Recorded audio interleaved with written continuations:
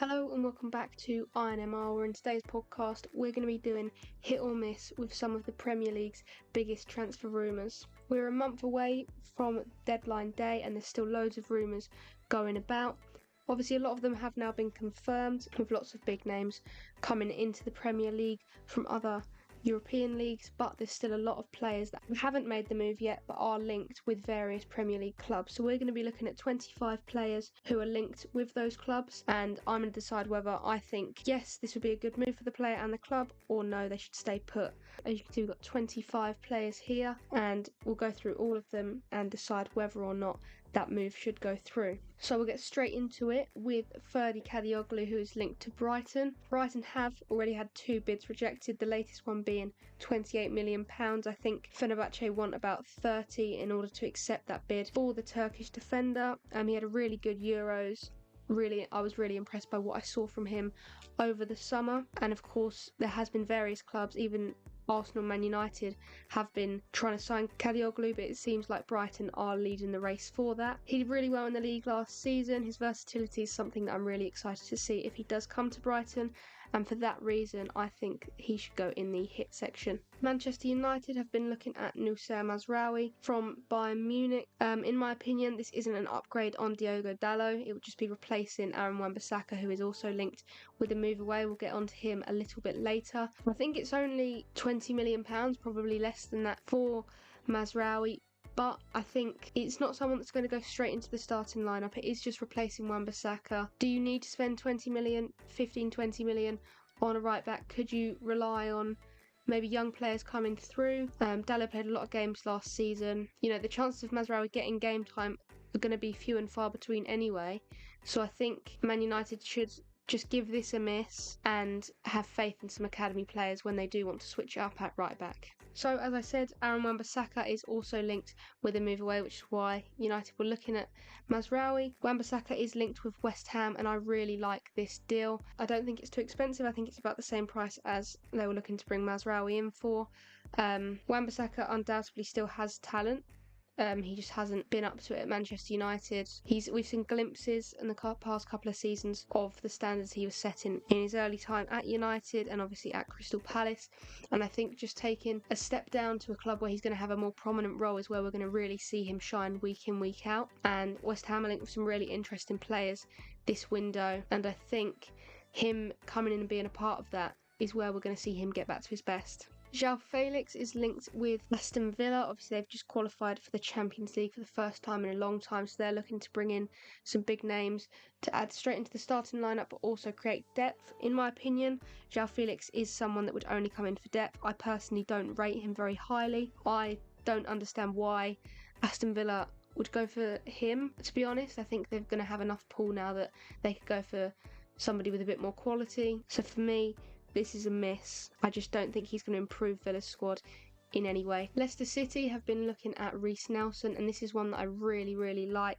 He needs out of Arsenal. He's getting lower and lower in that pecking order as Arsenal progress further, bring more players in, and I think Leicester, it would be a good fit for him. He's going to get plenty of minutes under his belt. When we have seen him at Arsenal, obviously game time has been few and far between, but when we have seen him, there's no doubt he's been good enough that he could be a starter in a Premier League team. So for that reason, I think Leicester would be really good for him. They're going to be doing all they can to stay up after getting promoted, and I think he could be a big part of any success that they do have in terms of staying in the Premier League this season. Another player that Man United are linked with is Matthijs de Ligt. This is another one for me that I just don't think it's necessary. They've just brought in Lenny Yoro. Yes, he's injured, but this has been a rumour circulating before he signed, and still after he signed they were still reportedly looking at bringing in de Ligt as well. With a partnership of Yoro and Martinez, I just don't think there's any place for de Ligt in this squad. Yes, you could potentially say about depth, and obviously Martinez being injury prone, as well as Yoro just getting injured in pre-season, obviously spotted in crutches very recently in America, but still I think it's just too much for de Ligt. He's sort of gone under the radar in recent years because he hasn't performed up to the standards he set himself at such a young age. I think this move it's a big risk, and I think it would fail more than it would be successful, so for that reason it's a no from me. So I said about West Ham bringing in some really interesting players, and Nicholas Füllkrug is another one. I really like this one again. He's an experienced striker. It's an improvement of what they've already got up top at West Ham. He's got a brilliant eye for goal, which we've seen various points during the Euros and of course all season at Borussia Dortmund in both the Bundesliga and the Champions League. Yeah, I really like this one. If they can get a good deal for him, which I think they will, I can see him being really successful in the Premier League. And as well, as I mentioned in my podcast a little while ago, analysing Julian Lopetegui's tactics, he likes a striker with a big presence up top, and I think Fulkrug has that in abundance. So I think he would really suit the new system that we're going to see at West Ham. Scott McTominay is linked with a move to Fulham. Fulham have been making some really good moves. They've just confirmed the signing of Emile Smith-Rowe, which is going to be really good for them in my opinion. And now they're looking at bringing in Scott McTominay for about 30 million, I believe. I think this is a really good signing. Scott McTominay, in my opinion, is super underrated, and at Fulham he would flourish as one of the star players. I think he could probably play at a higher level in the Premier League, but at Fulham he's certainly going to be one of the main men in that squad. Man United obviously want to hold on to him, and I don't blame them, to be honest. I do think he is a very good player. So if it's possible to get it done, Fulham should definitely go for it. They've done really well with their business already this window, and this would just be another one to show their intent to push on this season. Sami Szmodics is linked with a move to Ipswich Town, and this is one that I'm a massive fan of. I did a podcast a little while ago talking about 5 Championship players who are ready for the Premier League, and Sami Szmodics was one of them. So to potentially see him doing that by making the move to Ipswich is something that's really exciting for me personally. Ipswich are making big statements with their signings so far this window, and this would be another one. He was the top scorer in the Championship last season despite playing in centre attacking mid, and I think having him in the middle of the park in that Ipswich side is going to really benefit them and their hopes to survive, so that is a hit for me. Next up is Karim Adeyemi, and he is linked with a move to Aston Villa. This is another one where I think there's better options. They're also linked with Mohamed Kudus of West Ham, and I think that would be a much better one to go for just because he's Premier League proven. I'm not sure that Adeyemi suits Aston Villa's system. I'm not sure that he'd be brilliant under Emery. And yeah, as I say, I just think there's better options out there to improve the squad. So for me, Adeyemi's a no. Liverpool's Ben Doak is linked with a move to Southampton, and I think this is a really good one for them to go for. He's still a young player, but the potential is clear to see, and I think getting plenty of minutes under his belt at Southampton would benefit both him and the club hugely. In terms of who Liverpool are looking to bring in, they've been linked with Hubo from Real Sociedad. For me, this is another one where there's better options out there and he's too expensive. It's going to be a no. Instead, who I think they should go for, who is also linked, is Anthony Gordon. He's a big player, bags of talent. It's a shame that we didn't get to see a lot of him at the Euros, because I think he'd have definitely created a spark on the left-hand side where England struggled. He's been really successful since moving to Newcastle. There's a lot of controversy around this rumour just because Gordon obviously did previously play on the other side of Merseyside with Everton, but if Liverpool can get it done and the player's happy to get it done, then this would be a really good move and it would improve the left side massively. I think since Sadio Mane's departure, it's sort of been an inconsistent space in the Liverpool lineup, but Gordon would be really good there. It's rumoured that the deal would be worth about 75 million, and in my opinion, that is definitely worth it, because Gordon just has so much talent to offer in the future, but also in the present as well. He's a really exciting winger and someone that would definitely flourish in any team in the Premier League. Arsenal have been taking a look for a while at Rafinha from Barcelona. Personally, I don't get this deal at all. I just think there's no need for him. There's definitely more important areas for Arsenal to improve, such as the striker position, which we'll get onto up next.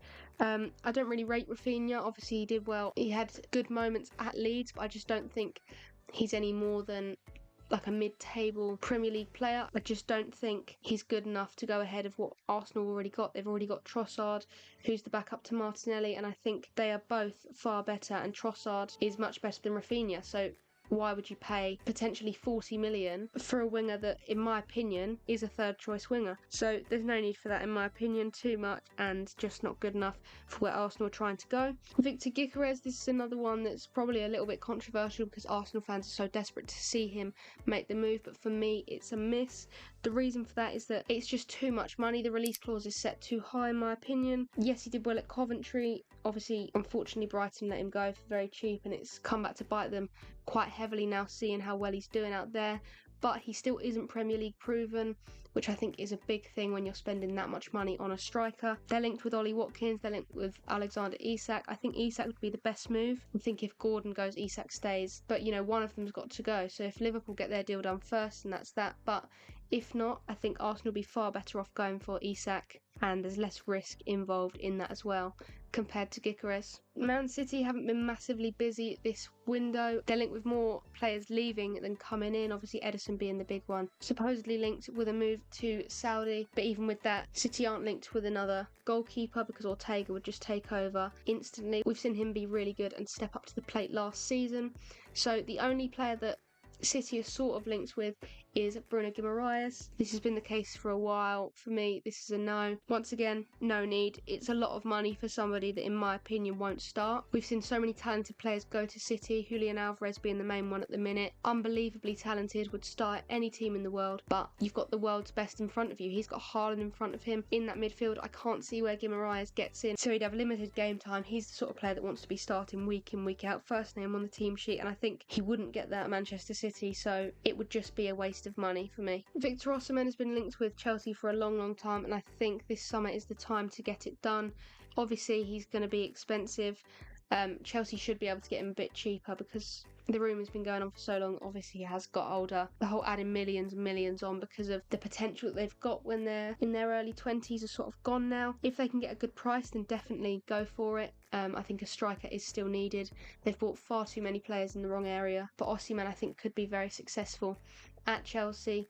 And if he's not, then they've done all they can. You know, they've brought in an established player at least, rather than a bunch of names with supposedly loads of potential that we never get to see. So it would be a step in the right direction of where Chelsea should be going, but whether or not they get it done, we'll just have to wait and see. But it's one of very few Chelsea moves that I think they should go for. Aaron Ramsdale is linked with Nottingham Forest, and this is another one that I'm a massive fan of. He's not number one at Arsenal anymore. There was huge uproar over what happened last season when David Raya initially came in, but he's won the hearts of Arsenal fans, and he did perform very well in the Premier League last season, which has sort of put the nail in the coffin for Ramsdale's time at Arsenal. He needs to be first choice goalkeeper, and he's not going to get that in North London, and Forest are after him, and I think that would be a good move for him. He's going to play a huge part in any success that they have. Nottingham Forest are slowly but surely bringing in a lot better players and sort of building up their profile in the Premier League. If they can hold on to Morgan Gibbs-White, that would be excellent.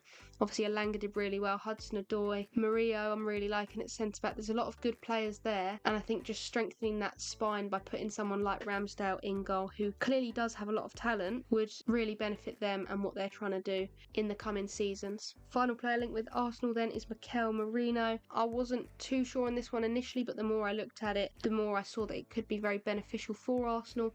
Arteta's clearly got plans for him.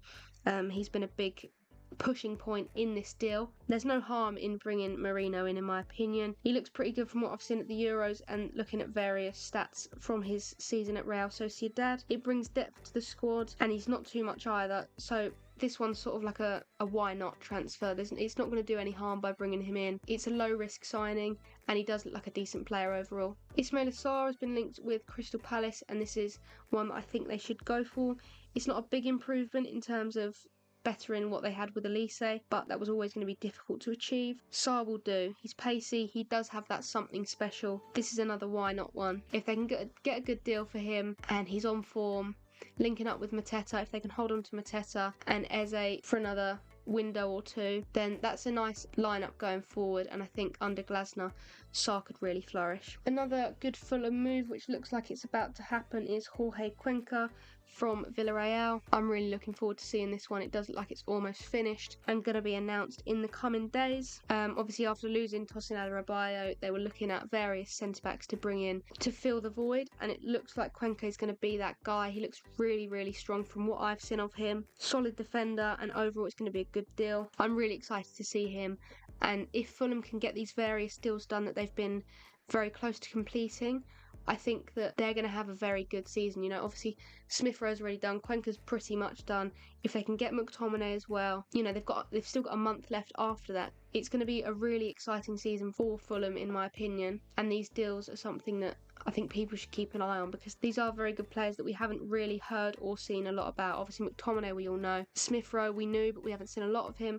Cuenca, I hadn't really heard of him until I took a look, and yeah, I think Fulham are going to be really exciting next year. On to the final four then. We'll start off with Tammy Abraham to Everton. Now this is potentially, aside from obviously Kadioglu to Brighton, this is potentially my favourite linked transfer on the list, and I think this would be an excellent move for Everton. Abraham's Premier League proven, a big striker who's going to get plenty of goals for Everton, and I think he's going to help Everton push towards that mid-table. Year after year, Everton have been stuck in relegation battles. Obviously last year was due to different reasons, but they're always sort of stuck fighting for their safety, and I think next season is where they push on towards those mid-table spots, towards sort of the 13 to 10 spots, and I think Abraham is a massive improvement on Dominic Calvert-Lewin. I really don't rate him at all. I think he's past it as a striker, whereas Abraham was great at Chelsea, proved himself in the Serie A. If he comes back and is the main man at Everton, I think that's going to be a brilliant deal for everyone involved. And as well,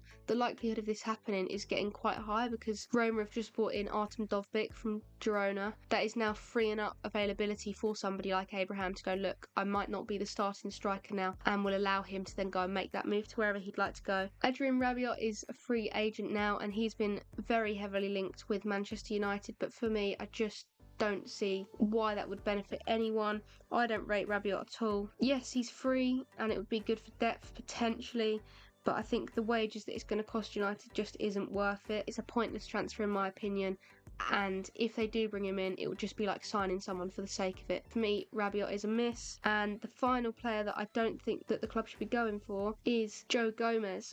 He's linked with Newcastle. Now, despite the fact that I really like the look of this deal initially, when you look more into it, Liverpool want 45 million for Joe Gomez, and I just think that's far too much. Even if he does well and is successful at Newcastle, that is such a big price tag to live up to, considering it's Joe Gomez. So yes, he's good, yes, he's versatile, but 45 million's too much. If they can get the move down to mid to high 30s, maybe. Yeah, it's not a bad move at all, and I'd be really excited to see it happen, but 45 million is taking the mick a little bit. And finally, we've got Pedro Neto. He's linked with Spurs. I think this is a hit. I've been waiting for Pedro Neto to get that big move for 2 or 3 seasons now, and it looks like it's finally arriving. He'd suit Spurs superbly, give them that extra attacking threat. I think he'd suit Postecoglou's system brilliantly. He could take Tottenham that little bit further this season. So that is my completed hit or miss tier list. Obviously, people are going to disagree with this. There's some big names that I've put in the miss section. So let me know if there's anything you would change. That is where I'm going to end today's podcast, but there's plenty more that you can go and listen to. I also have a website where I do match reports, features, interviews with pro players, club news, daily updates. There's so much on there that you can go and see and read. To access that, just search inmrfootball.co.uk and you can read all of my articles completely free. Just go and check that out. And if that isn't enough, INMR is also on Instagram and X. Thank you very much for listening, and I will see you in the next one.